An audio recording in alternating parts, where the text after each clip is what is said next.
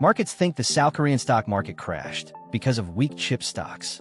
But the real force at work is SpaceX listing next Friday, pulling $75 billion in liquidity out of global emerging markets. This determines whether your tech stocks, and even crypto, will keep getting drained over the next 2 weeks. This is Geopolitics and Economy. This video reflects personal views only and does not constitute investment advice. Markets are risky. Invest with caution. The U.S. added 172,000 jobs in May, beating expectations, and the prior 2 months were revised up by 93,000. Hourly wages rose 3.75% year-on-year. That number crushed the market's hopes for a Fed rate cut. My view, with rate cut expectations gone, U.S. bond yields will keep climbing and the dollar will get stronger. That means more pressure on emerging market currencies and assets. The Korean won hit a 17-year low, and Korean stocks plunged 5% in a single day. No coincidence. Under a strong dollar cycle, capital flows back to the U.S. will accelerate, and all non-U.S. assets must face that reality. SpaceX is set to list on June 12th, valued at $1.75 trillion, planning to raise $75 billion. This is the largest IPO in human history. So where does the money come from? Institutional investors, to free up room, have to sell their liquid holdings. Sell what? The most liquid tech stocks. South Korea's Samsung and SK Hynix are the first to take the hit. Foreign investors dumped them brutally, sending the Kospi down 5% in a day. It doesn't stop there. Before the IPO next week, this suction effect will spread to other markets, including Bitcoin and Ethereum, which are being forced into liquidation to raise subscription funds. The U.S. Trade Representative has proposed tariffs of 10 to 12.5% on 60 economies globally. Everyone thought the U.S. only targeted China, but now it's building walls indiscriminately, especially against Vietnam, Indonesia, Mexico, what are called China Plus One transshipment routes. What does this mean?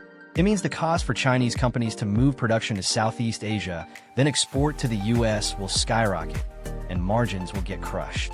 Solar and textile firms with factories in Vietnam and Indonesia now face a matter of survival. This policy is still in the comment period, but the direction is crystal clear. Global supply chains face a systemic restructuring, with higher costs and lower efficiency. The CSI index is undergoing a major semi-annual rebalance, cutting traditional industries and fully embracing AI and memory chips.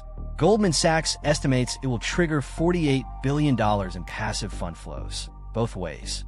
In other words, this is state-directed capital irrigation. Traditional targets like high-speed rail and fiber optics will be mechanically sold, while hard tech like memory chips and AI computing power will be forced into passive funds. In my view, this is a historic watershed. The structure of A shares is being completely rewritten. In the short term, removed stocks will suffer a liquidity discount, but in the long term, the valuation center for hard tech will be lifted by these passive flows. That's not investment advice. Markets are risky. Saudi Aramco is facing a rare financial crisis. First quarter free cash flow was only $18.6 billion, not enough to cover the $21.8 billion dividend. The blockade in the Strait of Hormuz has pushed actual output below quotas, and Saudi Arabia, to grab market share, had to slash oil prices for Asia. Behind this is a counterintuitive logic, the peace trap. If the Middle East really sees a ceasefire, oil could drop to $80 a barrel or lower, and Saudi finances would collapse. So Saudi Arabia actually has an incentive to keep geopolitical tensions high, to sustain high oil prices. This means the supply side of oil is very fragile, seemingly elevated, but only propped up by geopolitics. If the situation changes, volatility will be massive. The European Central Bank is stuck in a stagflation trap. May CPI rebounded to 3.2%, while the economy is shrinking. Markets are betting on a rate hike restart at the mid-June meeting. Meanwhile, the UK's FTSE 100 is the only major index rising against the trend globally, as slowing inflation drives defensive positioning. Overall, the core theme in global markets right now is liquidity rushing back to the U.S. A strong U.S. jobs report, a historic IPO sucking up funds, and across-the-board tariff barriers. 3 pressure stacking. Money is pulling out of expensive tech stocks, emerging markets, and crypto to seek safe havens. This trend won't reverse soon. Remember, liquidity is the market's lifeline, and it's tightening now.